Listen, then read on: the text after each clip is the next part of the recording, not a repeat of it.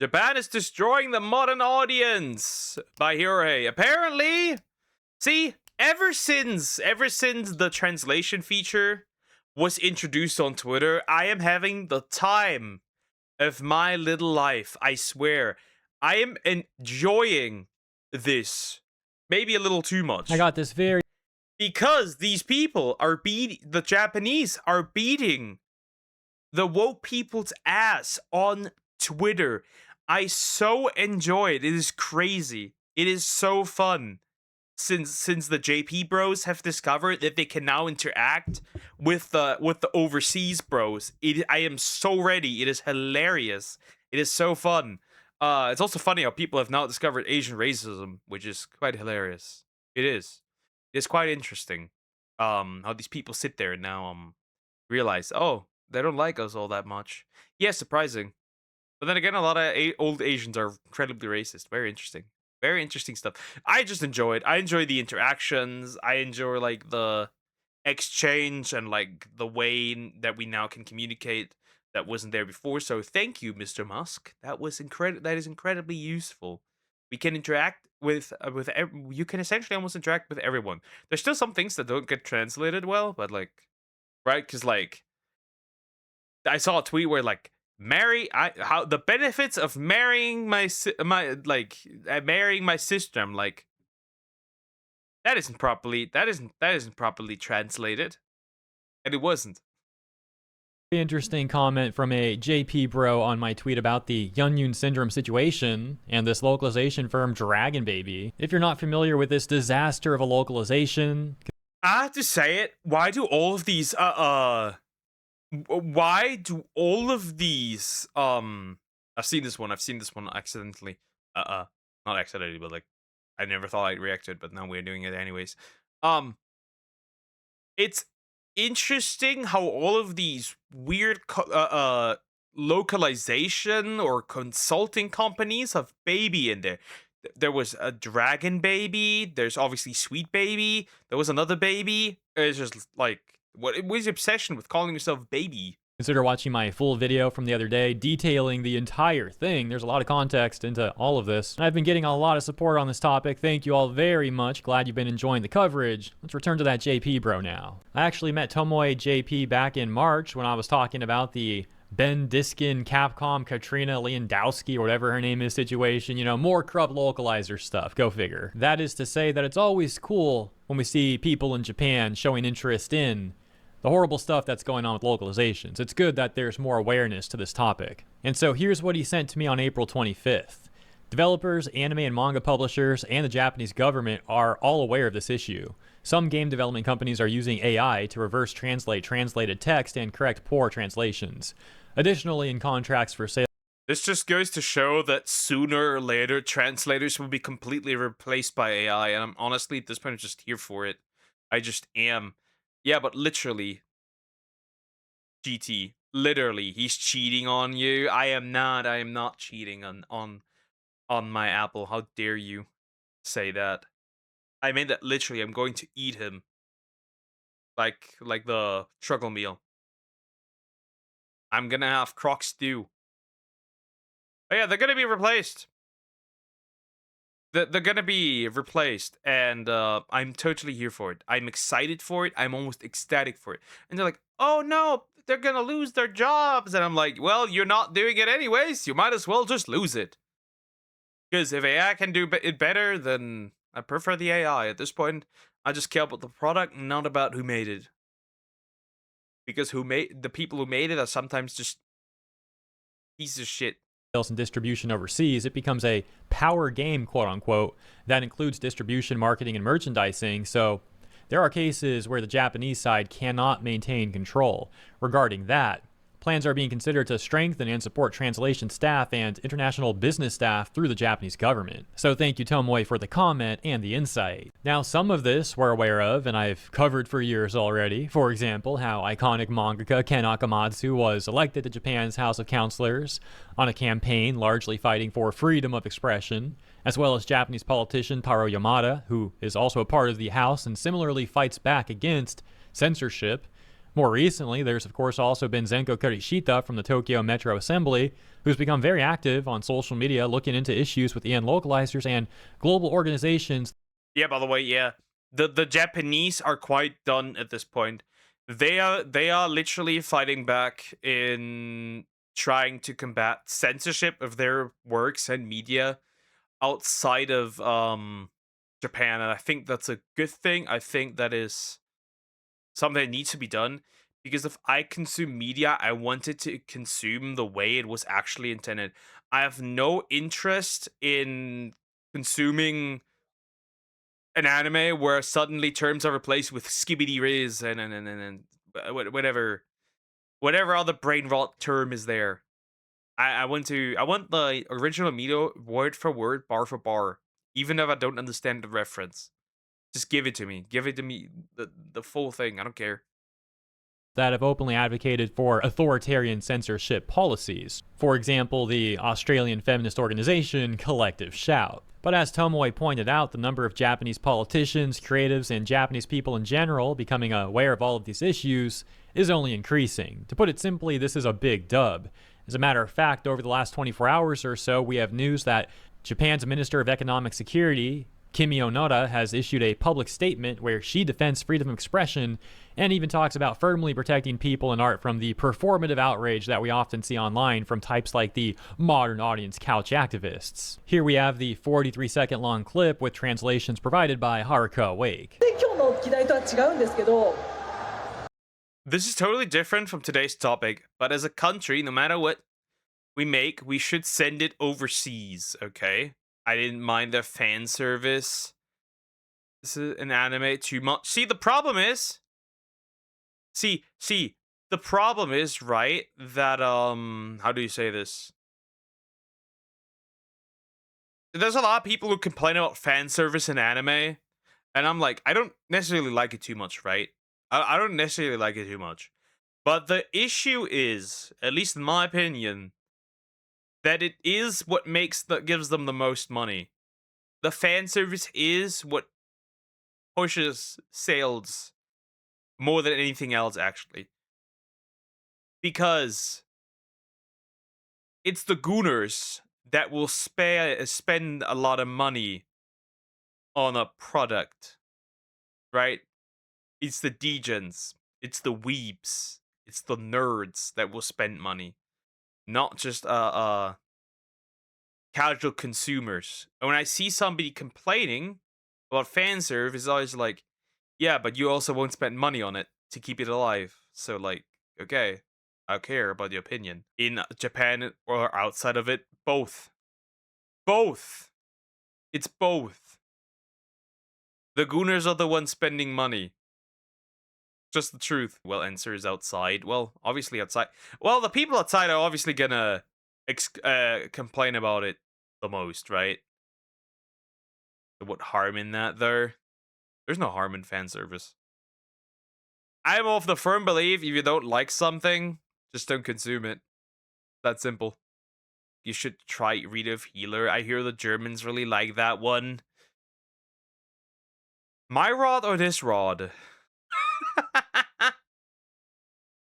何作っても海外に出して何が燃えてもうちのコンテンツのことは And even if it sparks controversy, we should show a stance of firmly protecting our content. I agree. 守り抜くっていう姿勢を見せることかなって思っていて、外から When exporting content, we do things like localization and translation. Send those who complain about it to fight. Leave anime alone. That's like the more funny part, right? They complain about sexualization and fan service in anime, but they jerk off to Corn or OnlyFans chicks, Fansly, whatever, right? They do that. It's quite ironic. It's quite interesting. It's very double standard. Anyways. 外に出す時にはカルチャライズとか翻訳とかいろいろやるけど、その人たちが海外で日本の And people overseas see versions adapted to their culture and think Japan is interesting, then come to see the original Japanese version. Yeah, そこに合わせたものを見て日本の面白いやんけって日本の見に来たらなんだこれはけしからんみたいなそういう And react like, what the hell? This is outrageous. Yep. Yep. You can, for example, look at Nier Automata, the Japanese, and you can look at the English. And then you realize that, for example, 2B is a completely different character in both versions. We got a version that's not accurate to the source material. Weird. I'm sick of retards that like, oh, they're a gun in cartoon, let's ban it. Let people like Hassan stream freely. Are we sure we're pushing the right buttons? Well, those people I'm talking to probably don't even know Hassan. They're anime tourists, hoodweebs.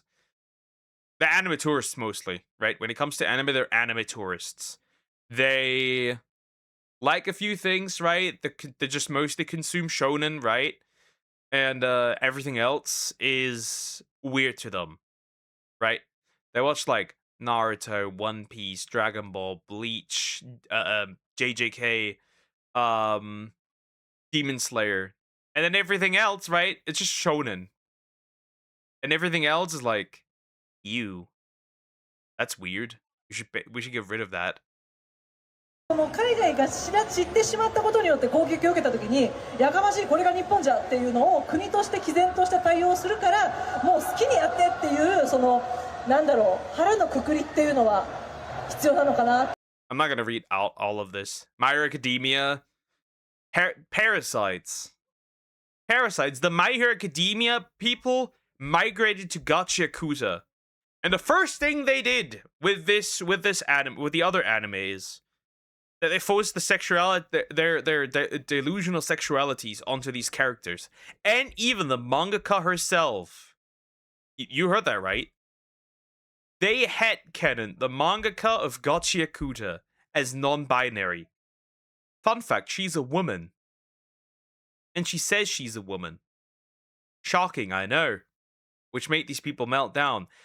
They have a meltdown when the actual creator confirms that that one character isn't trans.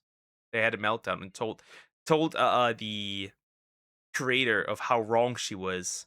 They did that as well with JJK, where Kirara is actually just an otokonoko, which is a man presenting feminine. Ah yes, but they're the ones complaining that gender is just a construct. Anyways. と思ってます。いや、これはすごい大事。 Another section of her speech transcribed by the account Donmai, which reads, "What the country needs to be careful about is that Japanese content has become this strong not because the country or public institutions supported it, but because creators and the people..." The problem is that right, we have people now in Japan who are like, yes, we need to globalize anime. And I'm like, see, the reason why anime is so popular with people is because it is created by and for Japanese consumers.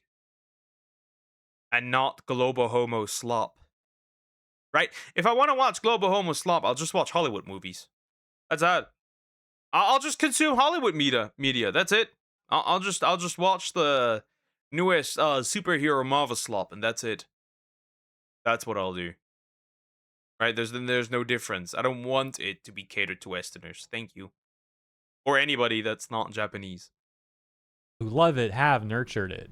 That's why rather than how to support it, the key is how to cheer it on without interfering or getting in the way. I want to back it up in the best way possible without putting strange pressure on anyone, so that the potential everyone has can be fully realized, and creators and fans can spread it to the world while staying happy. Onoda's statement also reaching Spanish Twitter in a post that's already got 1 million views and almost 20,000 likes, which reads, "The Japanese government has just told the rest of the world to shut up and stop trying to censor anime." During the Nico Nico convention, Minister Kimio Nara declared that the global success of otaku culture is due to the passion of its creators and fans, not the politicians. For that reason, she promised zero interference in creative freedom and guaranteed that the state will defend authors against any complaints or foreign pressure. Japanese users respond. Correct. Right? That is the right thing to do. One of the reasons anime is we're still working with creativity. Mainstream slob is dead woke, and uncreative. True, true. That is correct. You can especially, for example, see that when you look at comics, right? Comics were hugely popular in America. That is crazy, Samex. That sounds interesting. so, so, right? Comics, huge in the United States, right? Huge. Comics were just the thing in the United States, right? Dead medium, essentially. Dead medium. You want to know why? First of all, the woke stuff. But then also, it's like hilarious when you look at like anime have consistent stories. You don't adapt the same character in different scenarios over and over and over and over again, right? The reason why Dragon Ball worked so well is because it had a continued story. The reason why Superman doesn't work that well in comparison, right? Is because you have like multiple different Superman. It's very interesting. But yeah, comics is also dead. Woke slop. They made Superman's son gay, if you didn't know. Well, the Kryptonians are certainly dying out with this one. To the tweet with messages such as, to all anime and manga fans around the world, isn't it wonderful? Minister Onoda is a champion of our world-class culture. Looking forward to your continued support. Conversely, however, we can already see couch activists getting offended at this news. For example, this user here who responded to the news with this post. She, he, they. I am everything. I'm a female. I'm a male, and I'm multiple people. It's very interesting. It's very interesting. We don't listen to people like that. Oh, and Yaoi and Midori. Midori Yaoi. Oh, so this is a Bakudeku shipper. Okay, okay. I see how it is. I see how it is. That's not a completely ignore this person. Completely ignore her, actually. There was one Superman in the verse just created out of popularity. Yeah, but after a while we just got Superman in different continuities and different stories, and like, right, there's no continuity, and that's actually what killed comics the most. Not just the woke slop, but also there's no continuity, and that's a problem because you can't follow a story consistently because multiple other things going on. But yeah, initially I was just one Superman. I don't know if it's about continued story. I mean, most fans didn't watch Dragon Ball. Most started with Dragon Ball Z. But it's still a consistent, right? It's still a consistent story, right? You can follow it. You can't follow comics that much, right? Because there's not like, you have like Volume 1, Volume 2, Volume 3. It's like Superman fights Godzilla. Superman fights the Joker. Superman fights, my sweaty balls. That it is certainly a problem. It is certainly a problem. You don't know where to start. With anime, it's like start at the beginning to the end. That's what killed comics mostly.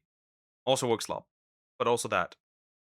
You know, this is ridiculous, not because the government is getting involved, but because it seems like they don't like foreign money, or they take anything as an attack. Yeah, there are crazy people out there, but seriously? Do they want to act like little kids who can't be told anything? It's quite amusing how that person is actually the one acting immaturely, but as usual, couch activists have zero self-awareness. But that's it for the latest. As always, thank you everybody for tuning in. Shouts out to our JP bros. Yeah, there's not much to say here. I think it is great development that Japan and Japanese creator no longer tolerate the bastardization of their work. I think this is amazing. I think this is amazing. I think this is great. You think it's different now, Goku fight this and that, but there's a continued story. I can start with Dragon Ball and end with Dragon Ball Super. When I start with something for Superman, I have to read that comic and then start with a completely new story. And I feel like for a lot of people, that's tiresome. Because you never have a consistent, don't have continuity. You don't have a string to follow. It's always just like this. You have to switch around and like, this Superman is different from this Superman. And it's like, who wants to do that? Anyways, massive progress if you ask me.